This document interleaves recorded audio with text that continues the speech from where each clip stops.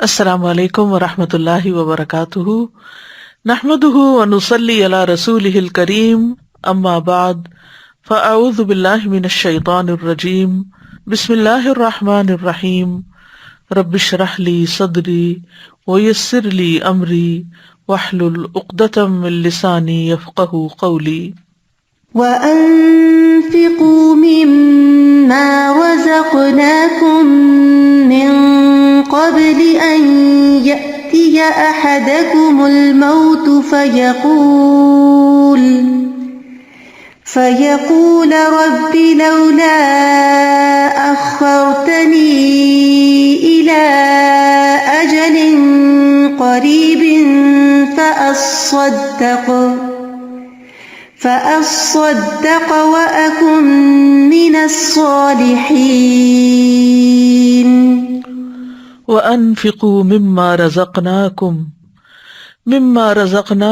مِّن قَبْلِ أَن يَأْتِيَ أَحَدَكُمُ الْمَوْتُ فَيَقُولَ رَبِّ لَوْلَا أَخَّرْتَنِي إِلَىٰ أَجَلٍ قَرِيبٍ فَأَصَّدَّقَ وَأَكُن مِّنَ الصَّالِحِينَ۔ اور اس میں سے خرچ کرو جو ہم نے تمہیں دیا ہے، اس سے پہلے کہ تم میں سے کسی کو موت آ جائے، پھر وہ کہے اے میرے رب، تو نے مجھے قریب مدت تک مہلت کیوں نہ دی کہ میں صدقہ کرتا اور نیک لوگوں میں سے ہو جاتا۔ اس دنیا میں انسان کے پاس جو کچھ بھی ہے وہ سب اللہ کا دیا ہوا ہے، اور اللہ ہی کا حکم ہے کہ اس کے دیے ہوئے میں سے وہ دوسروں کو بھی دے، اسے صرف اپنے آپ پر ہی خرچ نہ کرے بلکہ مخلوق کا حصہ بھی نکالے۔ جس شخص کا ضمیر زندہ ہو وہ کبھی نہیں چاہے گا کہ وہ خود تو کھا لے اور جو اس کے آس پاس ہیں وہ بھوکے رہیں، اس کے اپنے بچے تو تعلیم حاصل کر رہے ہوں اور عزیزوں کے بچے جاہل رہیں، اس کے پاس تو عیش و عشرت کے سامان ہو اور دوسرے لوگ بنیادی ضروریات کو بھی ترسیں۔ دین کا مطلوبہ انسان وہ ہے جو دینے والا ہو، وہ ہر حال میں اور ہر موقع پر صدقہ دینے والا بن جائے، وہ دوسروں کا خیر خواہ ہو، دوسروں کے لیے وہی پسند کرے جو اپنے لیے کرتا ہے، دوسروں کی ضرورتوں میں کام آنا، ان کو مشکل سے نکالنا، دراصل اپنے لیے خوشیوں کا سامان کرنا ہے۔ ہمارے پاس جو کچھ ہے سب یہیں چھوڑ کے جانے والے ہیں، اس سے پہلے کہ وہ ہم سے واپس لے لیا جائے ہم خود دینے والے بن جائیں، نفع بخش بن جائیں۔ کہیں ایسا نہ ہو کہ موت کے وقت حسرت ہو کہ اے رب تھوڑی سی مہلت اور دے دے کہ میں صدقہ کر سکوں اور نیک بن جاؤں۔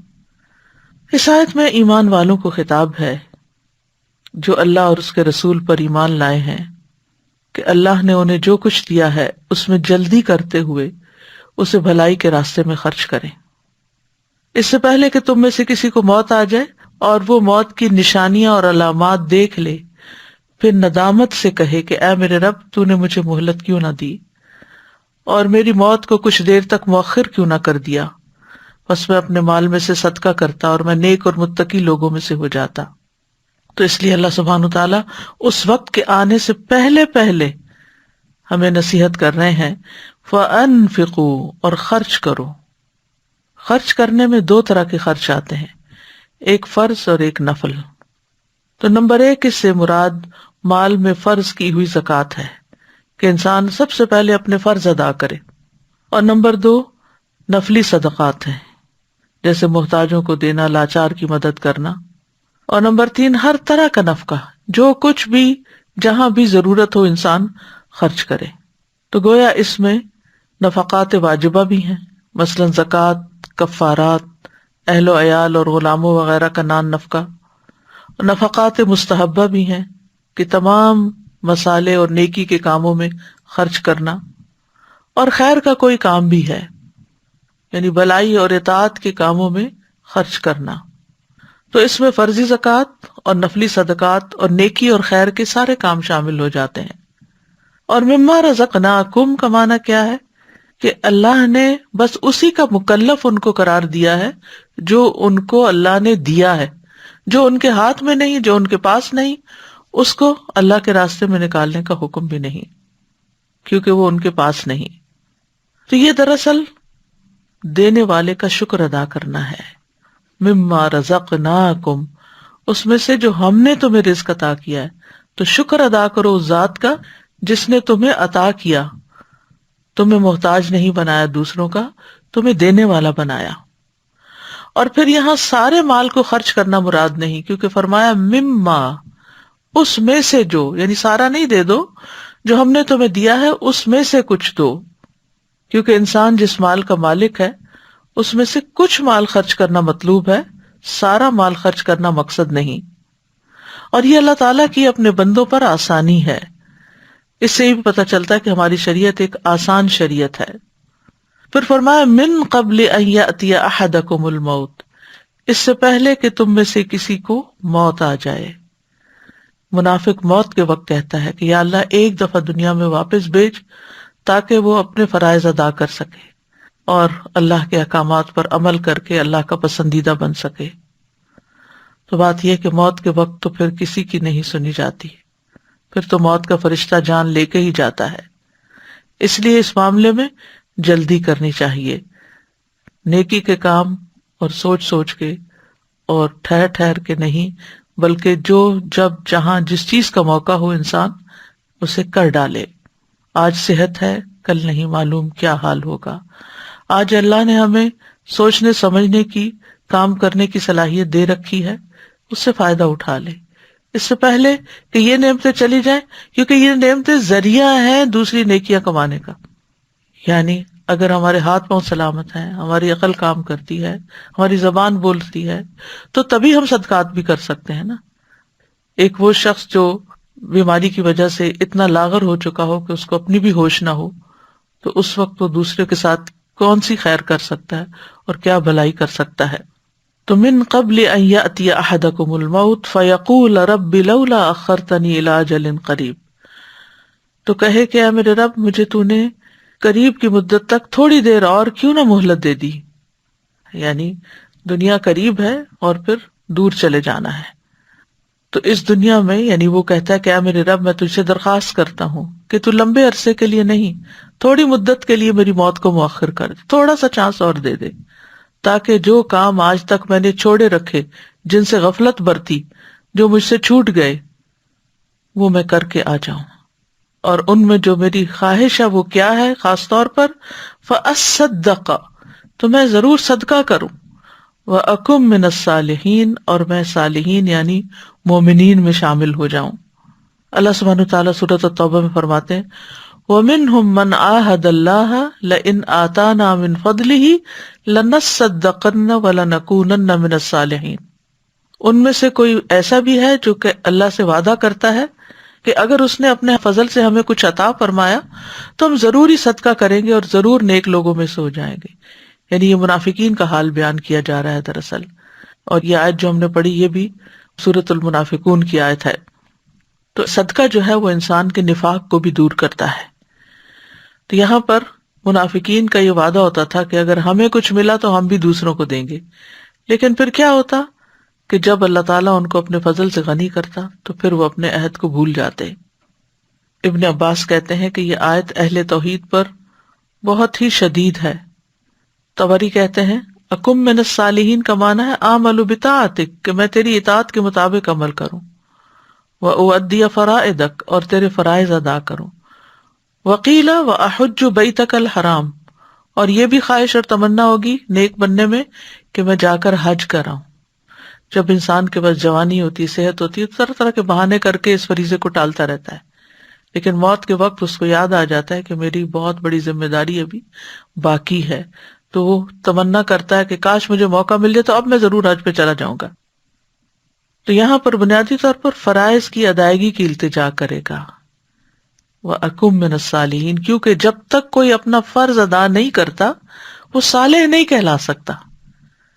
یعنی ایک شخص ہے وہ نفلی صدقات کرتا رہتا ہے، لوگوں سے اچھے اخلاق سے پیش آتا ہے وغیرہ وغیرہ، لیکن فرائض سے غافل ہے، نماز نہیں پڑھتا، زکوٰۃ نہیں دیتا، حج نہیں کیا، روزے نہیں رکھتا، تو ایسا شخص چاہے ویسے دنیا میں بڑے بڑے کمالات کر لے لیکن وہ صالحین میں شمار نہیں ہوگا۔ صالح ہونے کی بنیادی شرط ہے، پہلی شرط ہے فرائض کا ادا کرنا۔ ابن عباس کہتے ہیں جب کسی ایسے آدمی کا موت کا وقت آ جائے جس کے پاس مال ہو لیکن اس نے اس مال کی زکوٰۃ نہ دی ہو، یا وہ حج کی استطاعت رکھتا ہو لیکن اس نے حج ادا نہ کیا ہو، تو وہ ضرور موت کے وقت دنیا میں واپس جانے کا سوال کرے گا. یعنی جس کسی کے اندر بھی یہ کمی رہ گئی، اس کی موت کے وقت اس کے اندر یہ حسرتیں ہوں گی. پھر انہوں نے یہ آیت پڑھی. تو اس سے یہ پتہ چلتا ہے کہ موت سے پہلے پہلے اپنے فرائض کو ادا کر لینا چاہیے، اور جس بھی عبادت کا وقت آ جائے، روزے کا آ جائے یا نماز کا آ جائے یا حج کا آ جائے، تو ان کو اپنے وقت پر ادا کرنا ضروری ہو جاتا ہے، تاکہ انسان موت کے وقت حسرت سے بچ سکے. اس وقت انسان مہلت طلب کرے گا، لیکن پھر مہلت کہاں، جو ہو چکا سو ہو چکا، اور جو ہونے والا ہے اب وہ ہو کے رہے گا، اور ہر شخص سے اس کی کوتاہی کا حساب لیا جائے گا. بہترین صدقہ کیا ہے؟ ابو ہریرہ رضی اللہ عنہ کہتے ہیں، ایک شخص نے نبی صلی اللہ علیہ وسلم سے کہا، اے اللہ کے رسول، کون سا صدقہ افضل ہے؟ آپ نے فرمایا کہ تم اس حال میں صدقہ کرو کہ تم صحت مند ہو، مالدار ہونے کی توقع رکھتے ہو اور فقر سے ڈرتے ہو، یعنی درمیانے سے ہو، اور اتنی دیر مت لگاؤ کہ جب جان حلق تک آ جائے تو کہنے لگو کہ فلاں کو اتنا اور فلاں کو اتنا دے دو، حالانکہ اب تو وہ فلاں کا ہو ہی چکا، اب ان کے حق میں کیا وصیت کرو گے، اب تو وارثوں کا ہی ہے. بسر بن جحاش کہتے ہیں، ایک دن نبی صلی اللہ علیہ وسلم نے اپنے ہاتھ پر لعاب ڈالا اور اس پر اپنی انگلی رکھ کر فرمایا، اللہ فرماتا ہے، ابن آدم، تو مجھے کس طرح عاجز کر سکتا ہے جبکہ میں نے تجھے اس جیسی چیز سے پیدا کیا، حتیٰ کہ میں نے تجھے برابر اور معتدل بنا دیا تو دو چادروں کے درمیان چلنے لگا اور زمین پر تیری چاپ سنائی دینے لگی.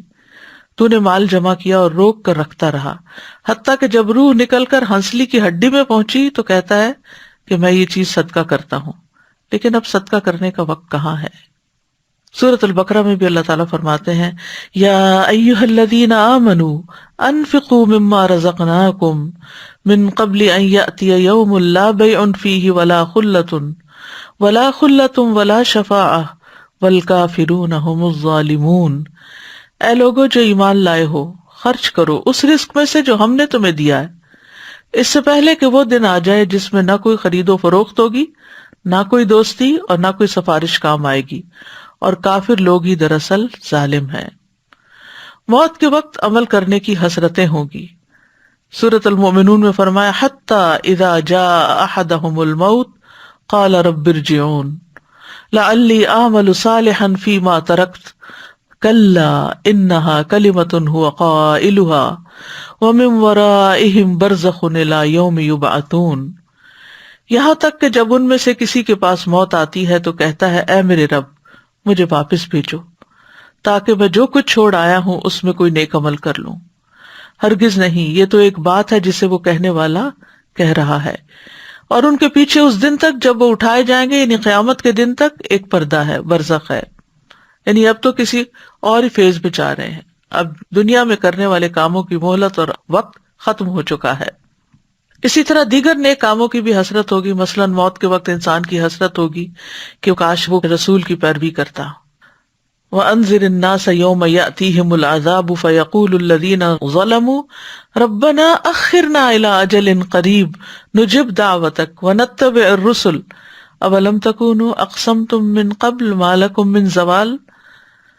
اور لوگوں کو اس دن سے ڈرائیں جب ان پر عذاب آئے گا، تو وہ لوگ جنہوں نے ظلم کیا وہ کہیں گے، اے ہمارے رب، ہمیں قریب وقت تک مہلت دے دے، ہم تیری دعوت قبول کریں اور ہم رسولوں کی پیروی کریں، تھوڑا سا وقت اور مل جائے، اب ہم سنت کا اتباع کریں گے. اور کیا تم نے اس سے پہلے قسمیں نہ کھائی تھی کہ تمہارے لیے کوئی بھی زوال نہیں؟ یعنی جب دنیا میں تمہیں طاقت ملی ہوئی تھی، مال ملا ہوا تھا، صحت تھی، جوانی تھی، سب کچھ، تو تم سمجھتے تھے کہ یہ بھلا کیسے ختم ہو سکتا ہے. تو فَأَصَّدَّقَ وَأَكُن مِّنَ الصَّالِحِينَ، تو میں صدقہ کرتا اور میں نیک لوگوں میں ہو سکتا.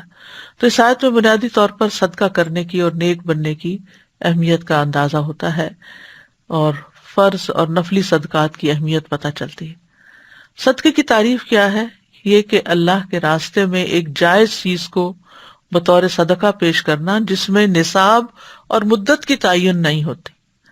تو اس لیے اس میں مادی اور معنوی اقوال، افعال سبھی شامل ہو جاتے ہیں. مال بھی شامل ہو جاتے ہیں جیسے سونا، چاندی، نقدی وغیرہ. جانور وغیرہ بھی شامل ہوتے ہیں جیسے بکری، بھیڑ وغیرہ، یا جن پہ سواری کی جاتی ہے، گدھا، گھوڑا وغیرہ، یعنی یہ بھی صدقہ کیا جا سکتا ہے. کھانے اور مشروبات وغیرہ جو ہم کھاتے پیتے ہیں، کھانے میں سے چاہے اس کو راشن کی شکل میں دیا جائے، چاہے کوکڈ فوڈ ہو کسی بھی شکل میں. اسی طرح بے جان چیزیں جیسے گھر ہیں، گاڑیاں ہیں، عمارتیں ہیں، لباس وغیرہ، ان کو وقف کرنا، یہ سب چیزیں آ جاتی. یعنی یہ تو صرف کیٹیگریز میں نے بتائی ہیں، اس کے علاوہ بھی بہت ساری چیزیں ہو سکتی ہیں.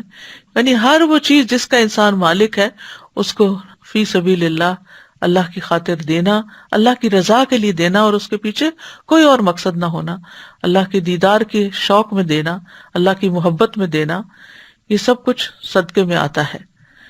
صدقے اور زکوٰۃ میں فرق کیا ہے؟ صدقہ زکوٰۃ سے زیادہ عام ہے، بس ہر زکوٰۃ صدقہ ہے لیکن ہر صدقہ زکوٰۃ نہیں ہوتا. صدقہ مستحب ہوتا ہے، نفل عبادت ہے، اور زکوٰۃ فرض عبادت ہے. صدقے کے لیے کوئی مالی مقدار اور مدت مقرر نہیں ہوتی، جبکہ زکوٰۃ کے لیے مالی مقدار اور مدت اور جگہ متعین ہوتی ہے. زکوٰۃ جو ہے اس کے مخصوص مال میں لگتی ہے. نمبر 1 جیسے سونا چاندی، جب یہ دونوں نصاب کی مقدار پر پہنچ جائیں اور ان پہ سال گزر جائے. جانور جب وہ مقرر نصاب کو پہنچے، یعنی مخصوص تعداد کو پہنچے، یعنی بھیڑ بکری اونٹ وغیرہ گائے، اور ان پر سال کی مدت گزر جائے. کھیتی کٹائی کے وقت ان میں سے زکوٰۃ نکالی جائے گی. اور زکوٰۃ کے مصارف جو ہیں وہ قرآن مجید میں بیان کر دیے گئے کہ کن کن کو دینی ہے. اور زکوٰۃ کے 3 بڑے مقاصد ہیں. ابن الجوزی کہتے ہیں کہ بیدار انسان کو چاہیے کہ وہ زکوٰۃ کا مقصد سمجھے. نمبر 1 پسندیدہ چیز کو ادا کرنے کی آزمائش. نمبر 2 تباہ کرنے والی بخیلی کی صفت سے پاک ہونا، یعنی بخل سے پاک ہونا. اور نمبر 3 مال کی نعمت کا شکر ادا کرنا. بس انسان کو چاہیے کہ وہ اس بات کو ذہن میں رکھے کہ اللہ نے اس پر انعام فرمایا ہے، حالانکہ اس کو عطا کیا گیا ہے، وہ عطا کرنے والا نہیں. یعنی بندہ جو دے رہا ہے وہ تو بس بیچ میں ایک سبب ہے، ورنہ اصل تو مال اللہ ہی کا ہے. وہ تو صرف آگے کر رہا ہے، اس کی اپنی تو کوئی چیز نہیں ہے. اگر اللہ اس کو نہ دیتا تو وہ کہاں سے لاتا؟ تو زکوٰۃ جو ہے اس کو فرض صدقہ بھی کہا گیا ہے، کیونکہ قرآن مجید میں زکوٰۃ کے لیے لفظ صدقہ بھی استعمال ہوا ہے سورۃ التوبہ میں. جیسے خذ من اموالہم صدقۃ تطہرہم وتزکیہم بہا وصلی علیہم ان صلاتک سکن لہم واللہ سمیع علیم. ان کے مالوں سے صدقہ لو، ان کو اس کے ساتھ پاک کرو اور انہیں صاف کرو، اور ان کے لیے دعا کرو، بے شک آپ کی دعا ان کے لیے باعث سکون ہے، اور اللہ سب کچھ سننے والا، سب کچھ جاننے والا ہے. حدیث میں بھی زکوٰۃ کے لیے صدقہ کا لفظ استعمال ہوا ہے. آپ نے فرمایا بے شک یہ صدقات ہیں، یعنی زکوٰۃ، بے شک یہ لوگوں کے مال کا میل کچیل ہے. پھر اسی طرح زکوٰۃ جو ہے یہ اسلام کا بنیادی اور اہم حصہ ہے. نبی صلی اللہ علیہ وسلم نے فرمایا یہ کہ تم خالص اللہ کی عبادت کرو، اس کے ساتھ کسی کو شریک نہ بناؤ، نماز قائم کرو، فرض زکوٰۃ ادا کرو، اور رمضان کے روزے رکھو.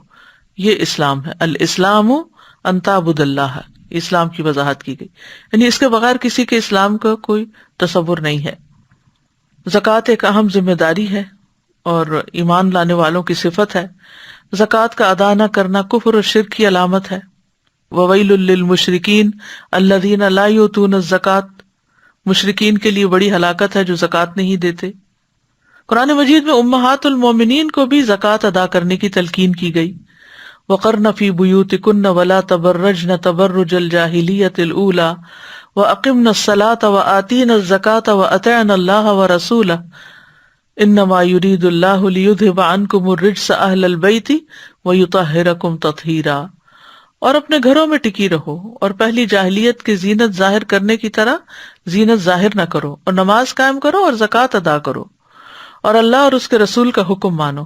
اللہ تو یہی چاہتا ہے کہ تم سے گندگی دور کر دے اے گھر والو، اور اللہ تمہیں پاک کر دے، خوب پاک کرنا. زکوٰۃ دراصل ایمان والوں کے مال میں دوسروں کا حق ہے، یعنی اللہ نے اس کو حق قرار دیا. والذین فی اموالہم حق معلوم للسائل والمحروم، اور جن کے مالوں میں ایک مقرر حصہ زکوٰۃ ہی کا ہے، باقی مقرر نہیں ہے. سوال کرنے والے کے لیے اور جسے نہیں دیا جاتا، یعنی دونوں پہ زکوٰۃ آتی ہے جو مستحق ہوتے ہیں. قیامت کے دن انسان سے جہاں نماز کا حساب لیا جائے گا وہاں زکوٰۃ کے بارے میں بھی پوچھا جائے گا، اور پھر دیگر اعمال کا حساب ہوگا. رسول اللہ صلی اللہ علیہ وسلم نے فرمایا سب سے پہلے جس چیز کا بندے سے حساب لیا جائے گا وہ اس کی نماز ہوگی. اگر اس نے اسے مکمل ادا کیا ہوگا تو وہ مکمل لکھ دی جائے گی، اور اگر اس نے اسے مکمل ادا نہیں کیا تو اللہ تعالیٰ فرمائیں گے دیکھو میرے بندے کے پاس کچھ نوافل ہیں کہ ان کے ذریعے فرائض کی تکمیل کر سکوں. پھر یہی معاملہ زکوٰۃ کے ساتھ ہوگا اور دیگر اعمال کا بھی اسی طرح حساب ہوگا. یعنی ہمارے اعمال کی دو بڑی قسمیں، ایک فرض ہے اور ایک نفل ہے. فرض کے بارے میں حساب ہوگا، اور اگر فرض میں کوئی کمی بیشی رہ گئی تو وہ نفل سے پوری ہوگی. تو اس لیے نوافل کا بھی اہتمام کرنا چاہیے، ایسا نہ ہو کہ فرض میں کمی پھر پوری نہ ہو سکے اور اس پر کچھ پکڑ نہ ہو. پھر یہ ہے کہ جو لوگ زکوٰۃ نہیں دیتے قیامت کے دن عذاب کے مستحق ہوں گے. جانور ہوں گے تو گردن پہ سوار ہو جائیں گے، سونا چاندی ہوگا تو وہ گلے کا طوق بن جائے گا، اور اسی طرح بغیر زکوٰۃ والی دولت کو جہنم سے تپا کر اسی سے جسموں کو داغا جائے گا، جس کا ذکر سورۃ التوبہ میں ملتا ہے. ایک ایک سکے سے عذاب دینے کے لیے جسم کو بڑا کر دیا جائے گا. عبداللہ بن مسعود رضی اللہ عنہ روایت کرتے ہیں قیامت کے دن آدمی کو اس طرح نہیں داغا جائے گا کہ درہم درہم کو چھوئے یا دینار دینار کو چھوئے، یعنی ڈھیر لا کے نہیں رکھا جائے گا، بلکہ اس کی جلد کو اتنا سٹریچ کر دیا جائے گا حتیٰ کہ درہم اور دینار کو الگ الگ رکھا جا سکے، تپا کے ان کے اوپر. یعنی ہر درہم، ہر دینار، ہر کوائن جو ہے وہ اسکن کے الگ حصے پر ہوگا، کیونکہ انسان کا سائز بہت بڑا ہو جائے گا. اسی طرح جس زیور کا حق ادا نہ ہو وہ آگ کا زیور ہے. اسماء بنت یزید کہتی ہیں میں اور میری خالہ نبی صلی اللہ علیہ وسلم کی خدمت میں حاضر ہوئیں. ہم نے سونے کے کنگن پہن رکھے تھے. آپ نے فرمایا کیا تم دونوں اس کی زکوٰۃ دیتی ہو؟ ہم نے کہا نہیں. آپ نے فرمایا کیا تم اس بات سے نہیں ڈرتی کہ اللہ تمہیں آگ کے کنگن پہنائے؟ ان کی زکوٰۃ ادا کرو. ایک اور روایت ہے مسند احمد کی، عمرو بن شعیب اپنے والد سے اور وہ اپنے دادا سے روایت کرتے ہیں. وہ کہتے ہیں کہ نبی صلی اللہ علیہ وسلم کی خدمت میں ایک مرتبہ دو عورتیں آئیں جن کے ہاتھوں میں سونے کے کنگن تھے.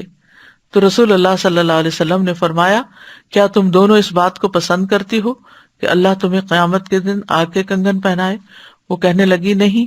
آپ نے فرمایا پھر یہ تمہارے ہاتھوں میں جو کنگن ہے ان کا حق ادا کر دو. تو یوں محسوس ہوتا ہے یہ اوپر والی روایت ہے جس کی تائید دوسری سورس سے بھی ہو رہی ہے، اور ہو سکتا ہے کہ دو اور خواتین ہوں. بہرحال زکوٰۃ دینے کے فائدے بھی ہیں، صرف فرض ہی ادا نہیں ہوتا بلکہ دنیا میں بھی اس سے فائدہ ملتا ہے اور آخرت میں بھی. قیامت کے دن ہر قسم کے خوف اور غم سے نجات کا باعث ہوگا.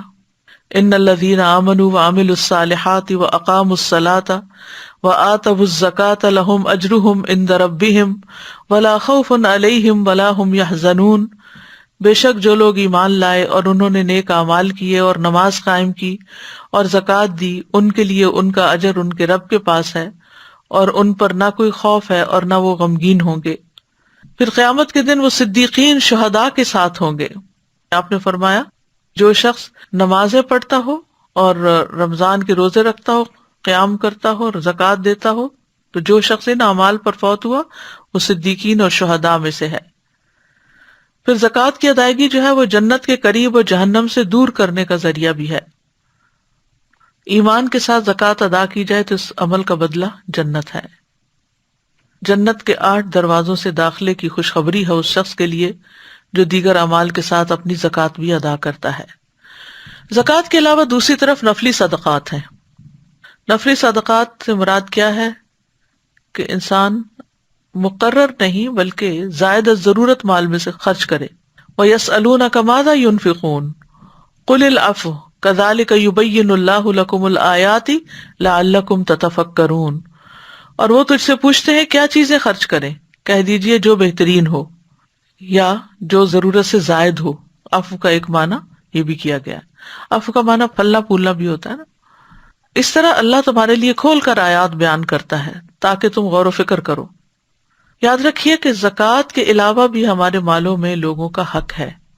اسی لیے نبی صلی اللہ علیہ وسلم نے فرمایا علی کل مسلم صدقہ، صدقہ تو ہر مسلمان پر ہے، چاہے صاحب نصاب ہے یا نہیں، زکوٰۃ دینے والا ہے یا نہیں، امیر ہے یا غریب ہے یا فقیر ہے، کچھ بھی ہے، ہر ایک کو کچھ نہ کچھ ضرور نکالنا چاہیے. یعنی بعض لوگ صرف لینے والے اینڈ پر ہوتے ہیں، وہ دیتے نہیں ہیں، جبکہ علی کل مسلم صدقہ، ہر مسلمان پہ صدقہ ہے. پھر اسی طرح ہر روز صدقہ کرنا چاہیے. ہر دن جس میں سورج طلوع ہوتا ہے انسان کے ہر جوڑ پہ صدقہ لازم ہو جاتا ہے. نبی صلی اللہ علیہ وسلم نے فرمایا ہر روز بنی آدم کے اعضاء میں سے ہر عضو پر صدقہ ہوتا ہے. صحیح مسلم میں بھی یہ بات آئی ہے اور سلسلہ صحیحہ میں بھی. یہ انسان کی جان کا فدیہ ہوتا ہے. حارث اشعری کہتے ہیں اللہ کے نبی صلی اللہ علیہ وسلم نے فرمایا بے شک اللہ عز و جل نے یحییٰ بن زکریا علیہ السلام کو 5 باتوں کے متعلق حکم دیا کہ ان پر خود بھی عمل کرے اور بنی اسرائیل کو بھی ان پر عمل کرنے کا حکم دے. ان میں سے ایک یہ ہے کہ میں تمہیں صدقہ کرنے کا حکم دیتا ہوں، کیونکہ اس کی مثال اس شخص کی سی ہے جسے دشمن نے قید کر کے اس کے ہاتھ گردن سے باندھ دیے ہوں، یعنی جکڑا پکڑا ہوا ہوتا ہے انسان، پھر اسے قتل کرنے کے لیے لے چلے اور وہ ان سے کہے کیا تم میری جان کا فدیہ وصول کرنے کے لیے تیار ہو؟ پھر وہ تھوڑے اور زیادہ کے ذریعے جس طرح بھی بن پڑے اپنی جان کا فدیہ پیش کرنے لگے یہاں تک کہ اپنے آپ کو چھڑا لے. تو اس سے یہ پتہ چلتا ہے کہ صدقہ جو ہے وہ انسان کو آخرت میں جہنم کی قید سے چھڑانے کا ذریعہ ہے. انسان کہتا ہے میرا مال، لیکن انسان کا مال تو وہی ہے جس نے کھا لیا اور ختم کر لیا، پہن لیا اور پرانا کر لیا، یا تو نے جو صدقہ کیا اور آگے بھیج دیا، یہ ہے تمہارا اصل مال. حدیث میں اس طرح آتا ہے. حسن بصری سے مروی ہے، وہ کہتے ہیں کہ احنف نے ایک آدمی کے ہاتھ میں 1 درہم دیکھا تو انہوں نے کہا یہ کس کا ہے؟ اس نے کہا یہ میرا ہے. انہوں نے کہا یہ اس وقت تک تمہارا درہم نہیں ہے جب تک تم اسے اجر و ثواب کے کام میں یا شکر حاصل کرنے کے لیے خرچ نہ کرو. یعنی تم سمجھتے یہ میرا ہے، نہیں، یہ ابھی نہیں تمہارا، جب تم اسے دے ڈالو گے تو تمہارا ہو جائے گا، پھر یہ تمہیں فائدہ پہنچائے گا. پھر انہوں نے یہ شعر پڑھا اگر تم مال کو سنبھال کر رکھو گے تو تم مال کے لیے ہو، اور جب تم مال کو خرچ کر دو گے تو وہ مال تمہارے لیے ہوگا. یعنی تمہیں مال اسی وقت فائدہ دے گا جب تم اس کو خرچ کر ڈالو گے. دنیاوی اعتبار سے بھی آپ دیکھیں کہ اگر صرف بینک میں پیسے رکھے ہوئے یا آپ کے بیگ میں پیسے رکھے ہوئے تو آپ کو کوئی فائدہ نہیں دے رہے، they are just staying there. لیکن جب آپ اس سے کوئی چیز خرید کے، مثلا کھانے کی کوئی چیز خرید کے کھاتے ہیں تو آپ کو فائدہ پہنچتا ہے، یا آپ کوئی کپڑا لے کے پہنتے ہیں، یا آپ کسی بھی طرح اپنے آپ کو کمفرٹیبل کرنے کے لیے کہیں پر بھی خرچ کرتے ہیں، تو وہ اس وقت آپ کو فائدہ دیتا ہے جب وہ آپ کے ہاتھ سے نکل جاتا ہے، ورنہ اس کی حفاظت آپ ہی کو کرنی پڑتی ہے. اور آخرت کے اعتبار سے بھی جب یہ ہمارے ہاتھ سے نکل کر ہم سے پہلے آگے پہنچا ہوا ہوگا تو پھر ہمارے لیے آسانی کا ذریعہ بنے گا. عمر رضی اللہ عنہ کہتے ہیں مجھے بتایا گیا اعمال آپس میں فخر کرتے ہیں تو صدقہ کہتا ہے میں تم میں سب سے افضل ہوں، کیونکہ انسان جو ہے مال کی محبت میں بہت شدید ہے. وَإِنَّهُ لِحُبِّ الْخَيْرِ لَشَدِيدٌ. تو جس چیز کی محبت جتنی زیادہ ہو پھر اس کو اپنے سے جدا کرنا اتنا ہی اجر و ثواب کا باعث بن جاتا ہے. ابو قتادہ کہتے ہیں کہ رسول اللہ صلی اللہ علیہ وسلم نے فرمایا لوگو اللہ سے اس کے دیے ہوئے مال کے بدلے اپنے نفسوں کو خرید لو. اگر تم میں سے کوئی بخل کرے کہ اپنا مال لوگوں کو نہ دے تو وہ اپنے آپ سے شروع کرے، خود پہ صدقہ کرے، اللہ عز و جل کے دیے ہوئے رزق میں سے کھائے اور پہنے. یعنی پسندیدہ کیا ہے؟ نکالنا، خرچ کرنا، استعمال کرنا. پھر اسی طرح مال خرچ کرنا، صدقہ کرنا فتنوں کا کفارہ ہے. ایک حدیث ہے کہ آپ نے فتنوں کے بارے میں کیا فرمایا تھا، تو راوی کہتے ہیں میں نے کہا انسان کا وہ فتنہ جو اس کی بیوی، اولاد اور پڑوسی میں ہوتا ہے، نماز، صدقہ اور اچھی بات اس کے لیے کفارہ بن جاتا ہے، یعنی ساتھ ساتھ صفائی ہو جاتی ہے. صدقہ شیطان پہ بہت بھاری ہوتا ہے. الشیطان یعدکم الفقر، اسی لیے وہ تمہیں فقر سے ڈراتا ہے کہ اگر خرچ کرو گے یا صدقہ کرو گے تو تمہارا اپنا کیا بنے گا، تم محتاج ہو جاؤ گے. نبی صلی اللہ علیہ وسلم نے فرمایا جب آدمی اپنا صدقہ نکالتا ہے تو وہ اس کے ساتھ 70 شیطانوں کے جبڑے توڑ کر صدقہ کرتا ہے. صدقہ کرنے کے فائدے کیا ہیں؟ پہلی بات یہ کہ اس سے مال نہیں کم ہوتا. یہ بظاہر ایسے لگتا ہے جسے ہمارے ہاتھ سے جا رہا ہے، لیکن اللہ سبحانہ وتعالیٰ اس کے پیچھے اور لے آتا ہے. ابو ہریرہ رضی اللہ عنہ کہتے ہیں کہ رسول اللہ صلی اللہ علیہ وسلم نے فرمایا، اور ایک اور روایت میں آتا ہے قسم کھا کے فرمایا، صدقہ مال کو کم نہیں کرتا، صدقہ مال کو کم نہیں کرتا، وہ پھر آ جاتا ہے، پھر اور آ جاتا ہے، بلکہ پہلے سے بھی زیادہ آنے لگتا ہے. پھر یہ ہے کہ جو انسان نکالتا ہے وہ پورا پورا واپس بھی ملتا ہے اس کو، یعنی دنیا میں ملے یا نہ، لیکن آخرت میں ضرور ملے گا. وَمَا تُنْفِقُوا مِنْ خَيْرٍ فَلِأَنفُسِكُمْ وَمَا تُنْفِقُونَ إِلَّا ابْتِغَاءَ وَجْهِ اللَّهِ وَمَا تُنْفِقُوا مِنْ خَيْرٍ يُوَفَّ إِلَيْكُمْ وَأَنْتُمْ لَا تُظْلَمُونَ. اور تم خیر میں سے جو بھی خرچ کرو گے سو تمہارے اپنے ہی لیے ہے، اور تم خرچ نہیں کرتے مگر اللہ کا چہرہ طلب کرنے کے لیے، اور تم خیر میں سے جو بھی خرچ کرو گے وہ تمہیں پورا ادا کیا جائے گا اور تم پر ظلم نہیں کیا جائے گا۔ پھر یہ کہ کئی گنا واپس ملے گا۔ ان المصدقین والمصدقات واقرضوا اللہ قرضا حسنا یضاعف لهم ولهم اجر کریم، بلا شبہ صدقہ کرنے والے مرد اور صدقہ کرنے والی عورتیں اور جنہوں نے اللہ کو اچھا قرض دیا انہیں کئی گنا زیادہ دیا جائے گا اور ان کے لیے باعزت اجر ہے۔ حدیث میں آتا ہے کوئی شخص اپنی پاکیزہ کمائی سے ایک کھجور بھی خرچ نہیں کرتا مگر اللہ تعالیٰ اسے اپنے دائیں ہاتھ سے قبول کرتا ہے اور اسے اسی طرح پالتا ہے جس طرح تم میں سے کوئی اپنے بچھیرے یا اونٹ کے بچے کو پالتا ہے، حتیٰ کہ وہ کھجور پہاڑ کی طرح یا اس سے بھی بڑی ہو جاتی ہے، یعنی جو انسان کو ریوارڈ میں واپس ملے گی۔ آسانیاں ملتی ہیں، کہیں مشکل ہو، کچھ ہٹکے، کہیں رکے، کسی بھی قسم کا کوئی مسئلہ ہو، دنیا کا آخرت کا، تو اس کے لیے صدقہ کیجیے۔ فَأَمَّا مَنْ أَعْطَى وَاتَّقَى وَصَدَّقَ بِالْحُسْنَى فَسَنُيَسِّرُهُ لِلْيُسْرَى، پس لیکن وہ جس نے دیا اور نافرمانی سے بچا اور اس نے سب سے اچھی بات کو سچ مانا تو یقیناً ہم اسے آسان راستے کے لیے سہولت دیں گے۔ فَسَنُيَسِّرُهُ لِلْيُسْرَى، صدقہ بیماریوں کا علاج بھی ہے۔ حضرت حسن کہتے ہیں رسول اللہ صلی اللہ علیہ وسلم نے فرمایا اپنے مریضوں کا علاج صدقے سے کیا کرو۔ مستدرک حاکم ایک کتاب ہے حدیث کی، کافی بڑی ضخیم کتاب ہے، ابو عبداللہ حاکم اس کتاب کے کمپائلر ہیں۔ ان کے چہرے پر 1 سال تک پھوڑے پنسیاں نکلے رہے۔ انہوں نے نیک لوگوں سے دعا کی درخواست کی تو انہوں نے بہت دعائیں بھی کی، پھر انہوں نے مسلمانوں پر صدقہ کیا، اس طرح کہ اپنے گھر کے دروازے پر پانی پلانے والی کوئی چیز نصب کر دی اور اس میں پانی ڈلوا دیا۔ لوگوں نے اس میں سے پانی پیا، 1 ہفتہ نہیں گزرا تھا کہ ان کو شفا ظاہر ہو گئی اور یہ پھوڑے پھنسیاں غائب ہو گئے اور ان کا چہرہ اچھی حالت پر لوٹ آیا۔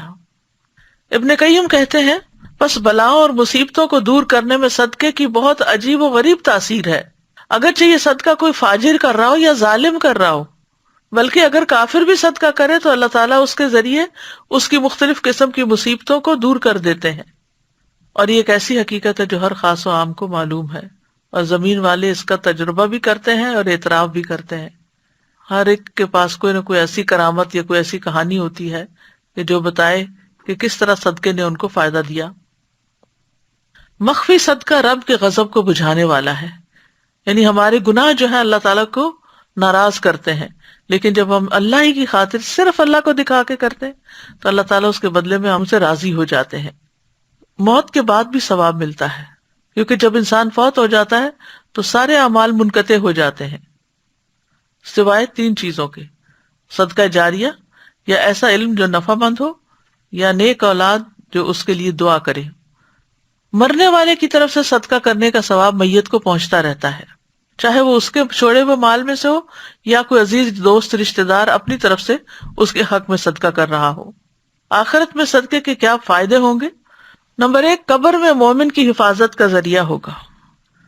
قبر میں مومن کی حفاظت کا ذریعہ ہوگا۔ زکوٰۃ انسان کے بائیں طرف آ کر اس کو پروٹیکٹ کرے گی۔ جب بائیں طرف سے کوئی عذاب آنے لگتا تو زکوٰۃ کہتی ہے میری طرف سے آنے کا راستہ نہیں، پھر اس کے دونوں پاؤں کی طرف سے آ جاتا ہے تو نیک اعمال، صدقہ اور نیکی وغیرہ، لوگوں سے اچھا سلوک کرنا، وہ کہتے ہیں کہ یعنی میری طرف سے تم نہیں آ سکتے۔ تو گویا زکوٰۃ ہو یا صدقات ہو، وہ اپنے سے بلاؤں کو ٹالتے ہیں، دنیا میں بھی بلائیں ٹالتے ہیں اور آخرت میں بھی۔ صدقہ قبر کی گرمی دور کرنے کا ذریعہ ہے۔ عقبہ بن عامر کہتے ہیں رسول اللہ صلی اللہ علیہ وسلم نے فرمایا یقیناً صدقہ کرنے والوں کی قبروں سے حرارت کو بجھا دیتا ہے۔ آج آپ دیکھیں تھوڑا سا موسم بدلا ہے تو گرمی کا احساس ہونے لگ گیا ہے، حالانکہ ابھی کو بہت ہائی ٹیمپریچر نہیں ہے، لیکن قبر کے اندر اگر تھوڑا سا بھی ٹیمپریچر زیادہ ہوا تو کیا بنے گا۔ اس لیے خود بھی کرنا چاہیے اپنی آخرت کے لیے، اور جو ہمارے عزیز رشتہ دار، والدین وغیرہ دنیا سے جا چکے ہیں، ان کے بہاف پر بھی صدقہ کرتے رہنا چاہیے۔ بلکہ جب آپ صدقہ کریں تو ساتھ ان کی بھی نیت کر لیں، آپ کو بھی ثواب مل جائے گا، ان کو بھی ثواب مل جائے گا، کیونکہ اللہ تعالیٰ کے خزانے تو بہت وسیع ہیں اجر و ثواب دینے کے لیے۔ اس کے ہاں تو کسی چیز کی کمی نہیں، وہ ایک ہی وقت میں آپ کو بھی دے سکتا ہے، ان کو بھی دے سکتا ہے۔ ہم دینے لگتے ہیں تو ہمارا کم پڑ جاتا ہے، یہ تھوڑا ختم ہو جاتا ہے، لیکن اس کے ہاں یہ مشکل نہیں۔ رسول اللہ صلی اللہ علیہ وسلم نے فرمایا یقیناً صدقہ کرنے والوں کی قبروں سے حرارت کو بجھا دیتا ہے، یعنی اگر کسی کو عذاب قبر بھی ہو رہا ہو، پیچھے والے اس کے لیے صدقہ کرتے رہیں تو وہ آگ ٹھنڈی ہو جائے گی انشاءاللہ۔ قیامت کے دن صدقہ کرنے والا اپنے صدقے کے سائے میں ہوگا۔ رسول اللہ صلی اللہ علیہ وسلم نے فرمایا مومن کا سایہ قیامت کے دن اس کا صدقہ ہوگا۔ ایک اور روایت میں آتا ہے، عقبہ بن عامر کہتے ہیں میں نے رسول اللہ صلی اللہ علیہ وسلم کو فرماتے ہوئے سنا کہ قیامت کے دن ہر شخص اپنے صدقے کے سائے میں ہوگا یہاں تک کہ لوگوں کے درمیان فیصلہ ہو جائے۔ یزید کہتے ہیں کہ ابو الخیر کوئی ایسا دن جانے نہیں دیتے تھے جس میں کوئی چیز، خواہ میٹھی روٹی یا پیاز یا اس طرح کی کوئی اور چیز صدقہ نہ کرتے ہو، یعنی چھوٹی چھوٹی چیزیں بھی، کیونکہ بعض اوقات ہم اس میں ہوتے ہیں کہ کوئی ویلیوبل چیز ہو، کوئی دینے کی چیز ہو، اور اس سے مراد یہ بھی نہیں کہ کسی غریب فقیر کو دیں، یعنی آپ اپنے سے نکال کے کسی کو کچھ بھی دے دیتے ہیں وہ آپ کے حق میں صدقہ لکھا جاتا ہے، کیونکہ حدیث میں آتا ہے کہ اپنے اوپر بھی صدقہ کریں گے، اگر خود بھی اس نیت سے کچھ کھا پی لیتے ہیں، کوئی نہیں ملا دینے کے لیے، تو وہ بھی ایک طرح سے صدقہ ہو جائے گا، کیونکہ اللہ سبحانہ وتعالیٰ ہمارا بخل دور کرنا چاہتے ہیں، اور بخل بدترین خصلت ہے کہ جس کی وجہ سے انسانوں کے تعلقات بھی خراب ہوتے ہیں اور انسان خود بھی خسارے میں رہتا ہے۔ پھر گناہوں کی معافی کا ذریعہ ہے، ان تبدوا الصدقات فنعما ہی وان تخفوها وتؤتوها الفقراء فهو خیر لکم ویکفر عنکم من سیئاتکم واللہ بما تعملون خبیر۔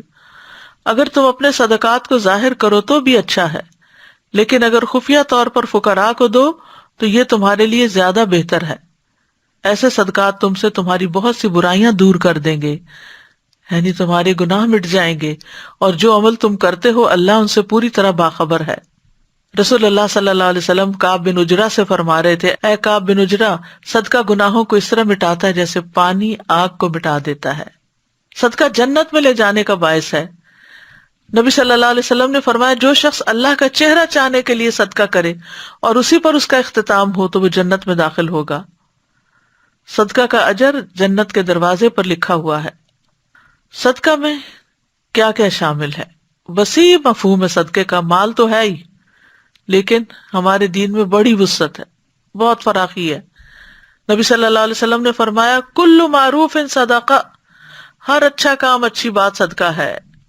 ایک اور جگہ پر آتا ہے الکلمۃ الطیبۃ صدقہ، اچھی بات بھی صدقہ ہے۔ کوئی اچھی بات کسی سے آپ شیئر کرتے ہیں گویا آپ صدقہ کر رہے ہیں۔ اپنے بھائی کی کسی بھی طرح کی مدد صدقہ ہے۔ آپ نے فرمایا تمہارا اپنے بھائی کو دیکھ کر مسکرانا بھی تمہارے لیے صدقہ ہے۔ نیکی کا حکم دینا، برائی سے روکنا صدقہ ہے۔ کسی بھولے بھٹکے کو رستہ بتانا تمہارے لیے صدقہ ہے۔ تمہارا نابینا کے ساتھ چلنا تمہارے لیے صدقہ ہے۔ راستے سے پتھر، کانٹا یا ہڈی وغیرہ ہٹا دینا بھی تمہارے لیے صدقہ ہے، اور اپنے ڈول سے دوسرے کے ڈول میں پانی ڈالنا بھی تمہارے لیے صدقہ ہے۔ پھر تسبیحات ہیں۔ ابو ذر کہتے ہیں نبی صلی اللہ علیہ وسلم نے فرمایا تم میں سے ہر ایک اس پر صبح کے وقت صدقہ لازم ہو جاتا ہے۔ میں نے کہا اللہ کے رسول میں کیسے کروں جبکہ میرے پاس تو مال ہی نہیں؟ آپ نے فرمایا سبحان اللہ، الحمد للہ، لا الہ الا اللہ، استغفر اللہ کہنا صدقے کے دروازے ہیں۔ امر بالمعروف اور نہی عن المنکر صدقہ ہے۔ لوگوں کے راستے سے کانٹا، ہڈی، پتھر ہٹا دو صدقہ ہے۔ نابینا کو راستہ دکھا دو صدقہ ہے۔ گونگے بہرے کو بات سنا دو، انہیں سمجھا دو اچھی طرح، بھی صدقہ ہے۔ کسی ضرورت مند کو اس جگہ کی رہنمائی کر دو جہاں سے اس کی ضروریات پوری ہونے کا تمہیں علم ہے۔ اپنی پنڈلیوں سے دوڑ کر کسی مظلوم اور فریاد رس کی مدد کرو، یعنی کوئی شخص گر پڑا ہے، کوئی شخص تکلیف میں ہے اور آپ دور ہیں تو دوڑ کے آپ جاتے ہیں اس کی مدد کے لیے، یہ بھی صدقہ ہے۔ گونگے بہرے کو بات سمجھا دو، یہ بھی صدقہ ہے۔ اور پھر اپنے ہاتھوں کی طاقت سے کسی کمزور کو بلند کر دو، یہ سب تمہاری طرف سے اپنی ذات پر صدقے کے دروازے ہیں۔ بلکہ تمہارا اپنی بیوی سے مباشرت کرنا بھی ثواب کا باعث ہے۔ اللہ کے بندوں کو سلام کرنا بھی صدقہ ہے، یہ مسند احمد کی روایت ہے۔ پانی کا ایک گھونٹ پلانا بھی صدقہ ہے۔ معمولی چیزیں، رسی، تسمہ وغیرہ کسی کو دے دینا بھی صدقہ ہے۔ پھر اسی طرح کسی کی وحشت اور تنہائی دور کرنا بھی صدقہ ہے۔ گھر والوں سے انس و محبت رکھنا بھی صدقہ ہے۔ ہر تسبیح صدقہ، ہر تکبیر صدقہ، ہر تحمید صدقہ، ہر تحلیل صدقہ، نیکی کا حکم دینا صدقہ، برائی سے منع کرنا صدقہ۔ پھر یہ ہے کہ انسان گھر والوں کے ساتھ بھلائی کرنا کبھی نہ بھولے، گھر والوں پر خرچ کرنا وہ بھی صدقہ ہے، گھر والوں اور خادم کو کھلانا بھی صدقہ ہے، اپنی بیوی کو پانی پلانا بھی صدقہ ہے، شجرکاری میں حصہ لینا بھی صدقہ ہے، قرض دینا بھی صدقہ ہے، دو لوگوں کے درمیان صلح کروا دینا بھی صدقہ ہے، اپنے شر سے دوسروں کو بچانا بھی صدقہ ہے۔ سب سے افضل صدقہ کون سا ہے جو انسان گھر والوں پہ کرتا ہے؟ اللہ کے راستے میں کوئی خیمہ یا کوئی خادم دیتا ہے، تندرستی اور حالت غنا میں کیا ہوا صدقہ ہے، ایسا صدقہ جس کے بعد آدمی مالدار رہے۔ بہرحال صدقے کے لیے کچھ شرائط بھی ہیں۔ نمبر 1، صدقہ حرام مال سے نہ کیا گیا ہو۔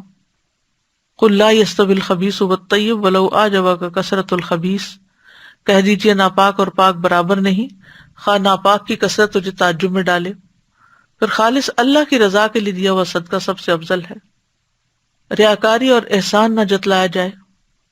سلف صالحین خوش دلی سے صدقہ کیا کرتے تھے، جیسے کسی سائل کو دروازے پہ دیکھتے تو ایک دم کھل اٹھتے کہ کوئی لینے کے لیے آیا، نیکی کا موقع دینے آیا۔